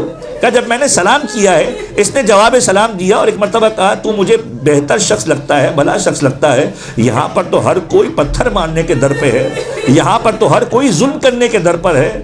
ایک مرتبہ کہا کہ تو کون ہے, اور ایک مرتبہ میں نے سوال کیا کہ تو کون ہے. اب مجھ سے سوال ہوا ذرا یہ تو بتاؤ کہ کس کا کلمہ پڑھتے ہو. کہا میں نے محمد مصطفیٰ کا کلمہ پڑھتا ہوں. کہ اسی محمد مصطفیٰ کی آل سے ہے, علی کی آل سے ہے, محمد مصطفیٰ کے نواسے ہے, اور ہمارے ساتھ یہ سلوک ہو رہا ہے. جب تعارف کروایا ایک مرتبہ میں سمجھ گیا کہ یہ تو میرے مولا واقع حسین ابن علی کے بیٹے ہیں. کہتا ہے میں نے ایک مرتبہ پکار کر کہا مولا آپ حکم دے، مجھے نہیں معلوم تھا، میں کربلا میں نہیں تھا ورنہ آپ کی نصرت کے لیے آتا، اے مولا اگر آپ حکم دے ابھی جان کا نذرانہ پیش کروں، تلوار نکال کر ان سے جنگ کرنا شروع کروں۔ اور مولا کا عجیب جملہ ہے، اور واقعی یہ غربت سید الشہداء ہے، یہ غربت سید الساجدین ہے، اور یہ روایتیں باقاعدہ طور پر موجود ہیں۔ یہ غربت ہے چوتھے امام کی کہ چوتھے امام کہتے ہیں نہیں تلوار نہیں چلا، بس اتنا بتا دے تیری جیب میں کچھ مال پڑا ہوا ہے، تیرے جیب میں کچھ رقم پڑی ہے، کچھ دینار پڑی ہوئی ہے کہ مولا اس مقام پر درہم و دینار کا کیا کام؟ اور مولا کا جملہ یہ ہے بس اتنا بتا اگر پڑی ہوئی ہے تو ذرا چلے جا اور اس شخص کو دے کہ جس کے ہاتھ میں وہ نیزہ ہے کہ جس پہ میرے بابا کا سر ہے، اور اس سے کہہ دے کہ زینب کے قریب سے دور ہو جائے، زینب کے پاس سے دور ہو جائے۔ کہ مولا کیا سبب ہے کہ جب بھی یہ لوگ تماش بینوں کو جمع کرنا چاہتے ہیں یہ حسین ابن علی کا سر زینب کے قریب لے کر چلے جاتے ہیں، اور جب زینب کے قریب لے کر جاتے ہیں زینب گریہ کرتی ہے، سکینہ گریہ کرتی ہے، تماش بینوں کا مجمع ان کے اطراف میں جمع ہوتا ہے، اور یہ بیویاں مجھے پکار پکار کر کہتی ہے اے سید سجاد ہمیں نامحرموں کی نگاہوں سے بچا لو، میں برداشت نہیں کر سکتا، بس ایک کام کر دے کہ کچھ پیسے دے کے انہیں دور کر دے۔ یہ میرا چوتھا امام ہے جس نے ان مصیبتوں کو دیکھا ہے، جس نے ان مصیبتوں کو دیکھا ہے۔ اور جب شام میں قافلہ داخل ہوا ہے، اب یہ ارباب منبر کہتے ہیں، میں نے علماء سے سنا ہے، اب یہ ارباب منبر کہتے ہیں، میں مصائب کے اندر جملہ اس لیے کہہ رہا ہوں کہ ذاکرین سنیں کہ کس انداز سے مصائب کو آپ بیان کر سکتے ہیں، کہ ارباب منبر کہتے ہیں کہ اب جب یہ قافلہ شام میں داخل ہوا باب الساعات کے قریب پہنچا، اور باب الساعات کے اوپر روایتیں کہتی ہیں 36 گھنٹے تک آل محمد کے قافلے کو بٹھایا گیا ہے، 36 گھنٹے تک آل محمد کے قافلے کو بٹھایا گیا، بیویاں کھڑی رہیں کچھ بیٹھی، یہاں تک کہ روایتیں اس انداز سے اس جملے کو لکھتی ہیں جو ارباب منبر پیش کرتے ہیں کہ ایک مرحلہ وہ آیا کہ ثانیہ زہرا جو گھنٹوں کھڑی رہی تھی ایک مرتبہ ایک مقام پر جا کر بیٹھ گئی۔ چوتھے امام نے سوال کیا پھوپھی اماں کیا ماجرا ہے؟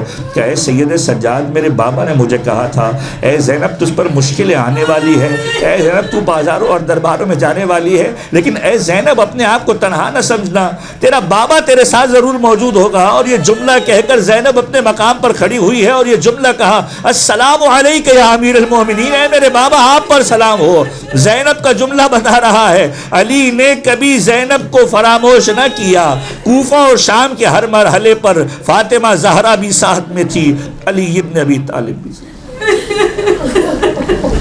وَسَيَعْلَمُ الَّذِينَ ظَلَمُوا عَلَى مُحَمَّدٍ أَيَّ مُنْقَلِبٍ يَنْقَلِبُونَ۔